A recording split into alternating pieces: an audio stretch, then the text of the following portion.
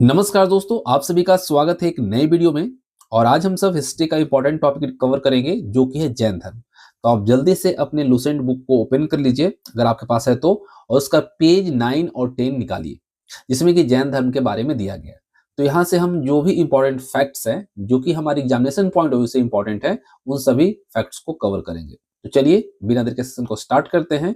और अगर आप हमारे चैनल में पहली बार आ रहे हैं तो चैनल को सब्सक्राइब कर बेल आइकन को जरूर प्रेस कर लीजिएगा। और इसका पीडीएफ जो है हमारे टेलीग्राम चैनल में मिलेगा आपको, जिसका लिंक आपको नीचे डिस्क्रिप्शन बॉक्स में दिया गया है। तो चलिए स्टार्ट करते हैं। देखिए, जैन धर्म की बात करें तो इसके प्रथम तीर्थंकर और संस्थापक जो माने जाते हैं वो माने जाते हैं ऋषभदेव। ठीक है, कौन? ऋषभदेव। और 23वें तीर्थंकर जो हुए वो हुए पार्श्वनाथ। तो इससे भी क्वेश्चंस काफी हमारी एग्जामिनेशन में पूछे जाते हैं। इनका अगर हम जीवनी देखें तो 23वें तीर्थंकर जो थे पार्श्वनाथ, इनका जन्म काशी के इक्ष्वाकु वंशीय राजा अश्वसेन के पुत्र के रूप में हुआ था। ठीक है, इनका जन्म जो है वह कहाँ के? काशी के इक्ष्वाकु वंशीय राजा जो थे अश्वसेन, उनके पुत्र के तौर पे हुआ था। 30 वर्ष की आयु में इन्होंने क्या किया था? संन्यास लिया था। इनकी अगर शिक्षाओं के बारे में हम बात करें, जो इनके द्वारा शिक्षा दी गई जैन धर्म में, वो दिया गया हिंसा ना करना, सदा सत्य बोलना, चोरी ना करना, यानी चोरी ना करना को असत्य कहा जाता है, और संपत्ति न रखना यानी कि अपरिग्रह। ये सभी जो शिक्षाएं हैं यह 23वें तीर्थंकर पार्श्वनाथ के द्वारा दिया गया। और जैन धर्म के 24वें तीर्थंकर जो हुए वह हुए महावीर स्वामी, जिनको कि हम वर्धमान के नाम से भी जानते हैं। और ये 24वें तीर्थंकर और अंतिम तीर्थंकर हुए, लेकिन वास्तविक अगर संस्थापक के तौर पर जाना जाता है जैन धर्म के, तो वह इन्हें ही माना जाता है। अब देखिए, महावीर स्वामी की जब हम बात कर रहे हैं तो महावीर स्वामी जैन धर्म के 24वें तीर्थंकर और अंतिम तीर्थंकर थे, जिन्होंने जैन सिद्धांतों को व्यवस्थित और प्रचारित किया। अगर इनके प्रारंभिक जीवन पे हम चर्चा करें तो इनका बचपन का नाम क्या था? वर्धमान। ठीक है, इनका जन्म 540 ईसा पूर्व में कुंडग्राम जो कि वैशाली में है, वहां पर एक क्षत्रिय परिवार में हुआ था। कब? 540 ईसा पूर्व। और कहां? कुंडग्राम। इससे क्वेश्चंस पूछे जाते हैं। वह 30 वर्ष की आयु तक गृहस्थ जीवन में रहे, जिसके बाद उन्होंने संन्यास लेने का निर्णय लिया। पार्श्वनाथ भी 30 वर्ष की आयु में संन्यास लिया था, और इन्होंने भी 30 वर्ष की आयु तक गृहस्थ जीवन में रहे, और उसके बाद इन्होंने संन्यास लेने का निर्णय लिया। संन्यास और तपस्या की जब बात आती है तो माता पिता की मृत्यु के पश्चात उन्होंने अपने बड़े भाई नंदीवर्धन, किससे? नंदीवर्धन से अनुमति लिया और संन्यास जीवन को अपनाया। कब? 30 वर्ष की आयु में। और किससे अनुमति लिया? नंदीवर्धन, जो कि इनके बड़े भाई थे। और उन्होंने 12 वर्षों तक कठोर तपस्या की, और उनको क्या हुआ? ज्ञान की प्राप्ति हुई। ठीक है, क्या हुई? ज्ञान की प्राप्ति हुई। ज्ञान की प्राप्ति की अगर हम बात करें तो जैन धर्म में उसे कैवल्य कहा गया है। क्या कहा गया है? कैवल्य कहा गया है। उन्हें ज्ञान की प्राप्ति जो है जंबिक के समीप ऋजुपालिका नदी के तट पर एक साल वृक्ष के नीचे हुई थी। और यह जो ज्ञान है संपूर्ण ज्ञान कहलाया, यानी केवल ज्ञान कहलाया, जिसके बाद वर्धमान जो है वह क्या बन गए? महावीर बन गए। ठीक है, ये इंपॉर्टेंट है। अगर उपाधियों की चर्चा करें हम तो ज्ञान प्राप्ति के बाद उन्हें 3 मुख्य नामों से पुकारा गया। एक जीन यानी कि विजेता, जिसने अपनी इंद्रियों पर विजय प्राप्त कर ली हो। अहर्त यानी पूज्य, जो पूजा की योग्य हो। और तीसरा निग्रंथ यानी कि बंधनहीन, जो सभी सांसारिक जो बंधन है उससे मुक्त हो गया हो। तो ये 3 नामों से इन्हें पुकारा जाने लगा। अब प्रथम शिष्य और निर्वाण की बात करें तो इनके प्रथम शिष्य से पहले हम जानते हैं कुछ और चीजें। उन्होंने पहला अपना जो उपदेश है वह प्राकृत भाषा में दिया था। इससे भी क्वेश्चंस आपको पूछे जाते हैं। तो अगर आपसे पूछ लिया जाए कि महावीर के द्वारा कौन से भाषा में उपदेश दिया गया था, तो प्राकृत या फिर अर्धमागधी। ठीक है, ताकि आम लोग उन्हें अच्छे से समझ सके, इसलिए उस भाषा का इन्होंने इस्तेमाल किया था। उनके प्रथम अनुयायी जो थे उनके दामाद थे, जिनका नाम था जामील। ठीक है, और प्रथम जैन भिक्षुणी जो बनी वो बनी नरेश दहीवाहन की पुत्री चंपा। तो ये दोनों चीज याद रखिएगा। और 72 वर्ष की आयु में 468 ईसा पूर्व में पावापुरी, जो कि अभी राजगीर के तौर पर जाना जाता है, वहां पर मल राजा सृष्टिपाल के राज प्रसाद से उनको क्या हुआ? निर्वाण की प्राप्ति हुई, यानी उनकी मृत्यु हुई। अब देखिए जैन धर्म के त्रिरत्न और 5 महाव्रत। तो जैन धर्म में मोक्ष यानी मुक्ति प्राप्त करने के लिए त्रिरत्न का पालन करना अनिवार्य माना गया है। और ये त्रिरत्न कौन कौन से हैं उसे हम यहाँ पर देखेंगे। उससे पहले आपको मैं बताऊं कि इन 3 रत्नों की अनुशीलन के लिए 5 महाव्रत का पालन आवश्यक है। ये त्रिरत्न के लिए आपको क्या करना है, 5 महाव्रत का पालन आवश्यक है। तो त्रिरत्न कौन कौन से हैं? तो पहला तो है आपका सम्यक दर्शन। ठीक है, सम्यक दर्शन जो है इसमें जैन तीर्थंकरों और उनके उपदेशों के पूर्ण और सत्य विश्वास रखना। ठीक है, जैन तीर्थंकर और उनके उपदेश में पूर्ण और सत्य विश्वास रखना जो है सम्यक दर्शन कहलाता है। और सम्यक ज्ञान जो है ये जैन सिद्धांतों का सच्चा और पूर्ण ज्ञान होना, यह जानना कि क्या सही है और क्या गलत है, ये आपका सम्यक ज्ञान है, राइट नॉलेज। और दूसरा है राइट कंडक्ट। तीसरा जो है राइट कंडक्ट है यानी कि सम्यक आचरण, यानी कि ज्ञान के अनुसार अपने कर्म और जीवन को जीना, जिसका अर्थ है महाव्रतों का पालन करना। अब यहाँ पे बात आती है कि हम लोगों ने देखा त्रिरत्न, उसके बाद जो महाव्रत है 5 वो कौन कौन से हैं। तो त्रिरत्नों को व्यवहार में लाने के लिए हमें जो 5 महाव्रत का पालन करना है जैन धर्म में, वो कौन सा है? अहिंसा। किसी भी जीव को मन, वचन और कर्म से हानि नहीं पहुंचाना है। यह जैन धर्म का मूल आधार है। अगर आपसे पूछ लिया जाए कि जैन धर्म का मूल आधार क्या है, तो किसी भी जीव को मन, वचन और कर्म से हानि नहीं पहुंचाना है। दूसरा है सत्य वचन, सदैव सत्य और मधुर बोलना है।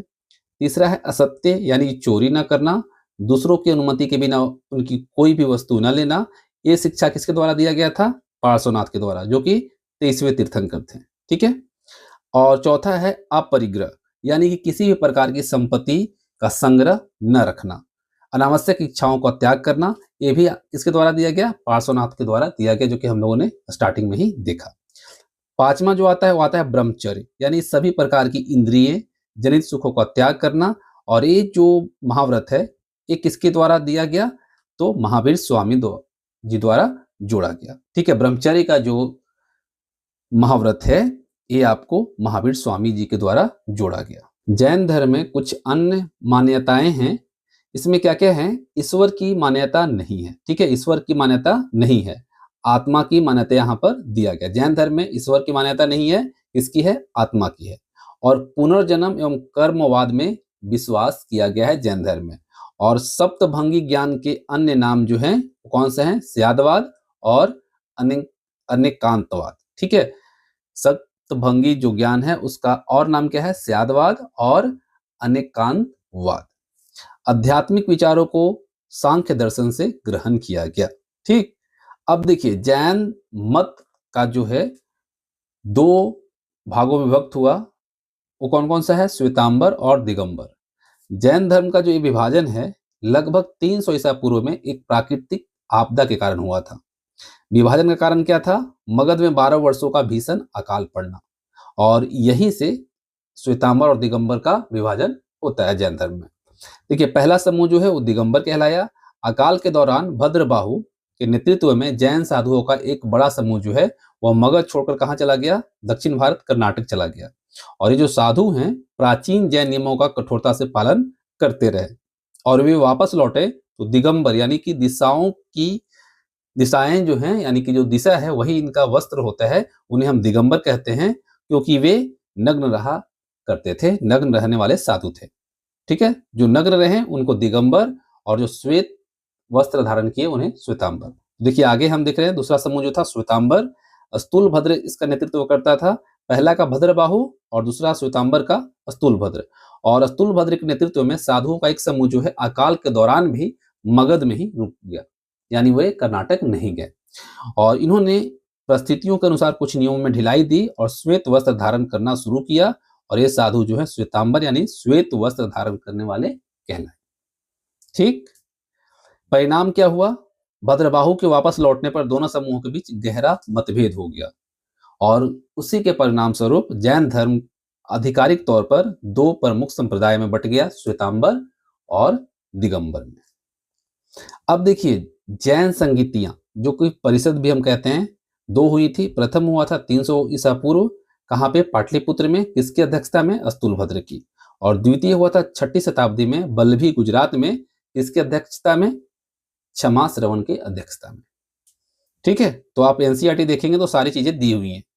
जैन तीर्थंकरों की जीवनी की अगर हम बात करें तो भद्रबाहु द्वारा रचित ग्रंथ कल्पसूत्र में, तो आपसे पूछ लिया जाता है कि कल्पसूत्र किसके द्वारा रचित है, तो भद्रबाहु के द्वारा। और इसमें क्या दिया गया है, तो जैन तीर्थंकरों की जीवनी को समाहित किया गया है। अब देखिए, जैन तीर्थंकरों की हम जब बात कर रहे हैं तो उनसे जुड़ा हुआ जो प्रतीक चिन्ह है उसे भी देख लेते हैं। तो सबसे पहले बात करते हैं ऋषभदेव की। ऋषभदेव जो प्रथम तीर्थंकर थे, इनका प्रतीक चिन्ह है सांड। दूसरे यहाँ पे दूसरे हैं अजीतनाथ, जिनका हाथी। संभवनाथ तृतीय जो थे, उनका घोड़ा। संपाश्रव जो कि सप्तम थे, इनका था स्वास्तिक। शांति जो कि 16वां तीर्थंकर थे, इनका हिरण। नाभि 21वें थे, इनका नीलकमल। अरिष्टनेमी से भी क्वेश्चन बनता है, ये थे 22वें तीर्थंकर और इनका प्रतीक चिन्ह था शंख। ये भगवान कृष्ण के निकट संबंधी माने जाते हैं। उसके बाद 23वें तीर्थंकर हुए पार्श्वनाथ, इनका जो प्रतीक चिन्ह है वो सर्प। और 24वें तीर्थंकर और अंतिम जो हुए वो हुए महावीर स्वामी, जिनका की प्रतीक चिन्ह है सिंह। देखिए, ऋग्वेद में 2 तीर्थंकरों का उल्लेख किया गया है जैन तीर्थंकरों का, वो है ऋषभदेव और अरिष्टनेमी। इनका नाम जो है ऋग्वेद में मिलता है। अब बात आती है स्यादवाद और अनेकांतवाद के बारे में। ठीक है, तो ये दोनों जो अवधारणाएं हैं, ये जैन धर्म के दार्शनिक आधार हैं, जो कि ज्ञान की सापेक्षता पर बल देती है। तो क्या है अनेकांतवाद?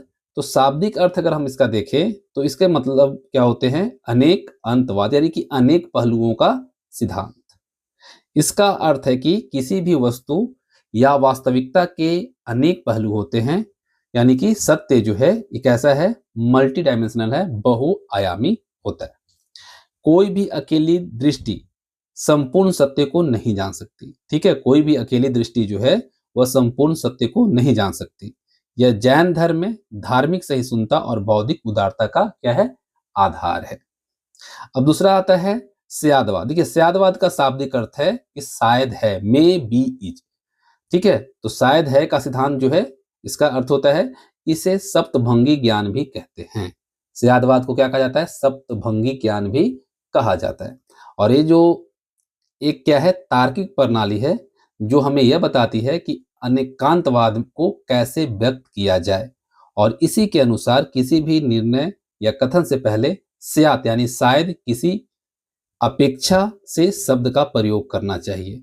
ठीक है, शायद या किसी अपेक्षा से अगर करना है तो इसी के अनुसार हम निर्णय कर सकते हैं, कथन से पहले स्यात् का प्रयोग कर सकते हैं।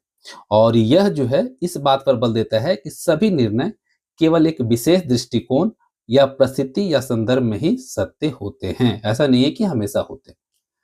अब देखिए, जैन धर्म के ऐतिहासिक संरक्षक और कला के बारे में हम जानते हैं। तो जैन धर्म को प्राचीन और मध्यकाल में कई शक्तिशाली शासकों का संरक्षण प्राप्त था, जिसने कला और स्थापत्य को बढ़ावा दिया। संरक्षक शासक की बात करें जिसने जैन धर्म को संरक्षण दिया, चंद्रगुप्त मौर्य।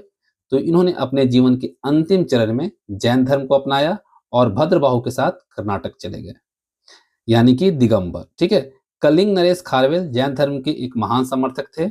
राष्ट्रकूट राजा अमोघवर्ष जो कि स्वयं भी जैन धर्म के अनुयायी थे। और चंदेल शासक की बात करें तो इनके द्वारा खजुराहो जो कि मध्य प्रदेश में है, वहां पर प्रसिद्ध जैन मंदिर का निर्माण कराया गया। एक क्वेश्चन इससे पूछता है श्रवण बेलगोला के बारे में, गोमतेश्वर की मूर्ति। तो देखिए, कला और जैन धर्म के प्रभाव का एक उत्कृष्ट उदाहरण है। इसका निर्माण 10वीं शताब्दी के मध्य किया गया था और यहाँ पे बाहुबली की मूर्ति है, जिन्हें प्रथम तीर्थंकर ऋषभदेव का पुत्र माना जाता है।